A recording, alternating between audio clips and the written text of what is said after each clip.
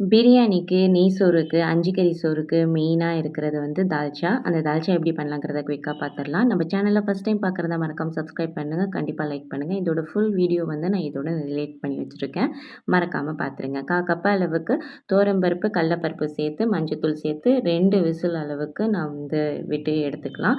அது கூடவே வந்து எண்ணெயும், நெய்யும் சம அளவுல விட்டு, பட்டை, கிராம்பு, ஏலக்காய், வெங்காயம், பச்சை மிளகாய், இஞ்சி பூண்டு பேஸ்ட்டு, மஞ்சத்தூள், மிளகாத்தூள், கருவேப்பிலை, தக்காளி எல்லாத்தையும் சேர்த்து நல்லா வதக்கிக்கலாம். இப்போ காய்கறி எல்லாம் சேர்த்துக்கலாம். என்னென்ன காய்கறிங்கிறத ஃபுல் வீடியோவில் நான் மென்ஷன் பண்ணியிருக்கேன். அதை மறக்காம பார்த்துங்க. இப்போ மல்லித்தூள், கறி மசாலா தூள் சேர்த்து நல்லா வந்து தண்ணி விட்டு நம்ம வந்து வேக வச்சுக்கலாம். ஒரு நெல்லிக்காய் சைஸ் அளவுக்கு புளியை கரைச்சி அது கூடவே வந்து வேக வச்ச பருப்போடு சேர்த்து காய்கறி வெந்ததுக்கப்புறம் சேர்த்துக்கலாம். காய்கறி வெந்ததுக்கப்புறம் கடைசியாக வந்து மாங்காய் சேர்த்து நல்லா கொதிச்சு விட்டதுக்கப்புறம் மல்லி இலை, கருவேப்பிலை விட்டு எடுத்தால் சூப்பரான தால்ச்சா ரெடி. கண்டிப்பாக ட்ரை பண்ணி பாருங்க.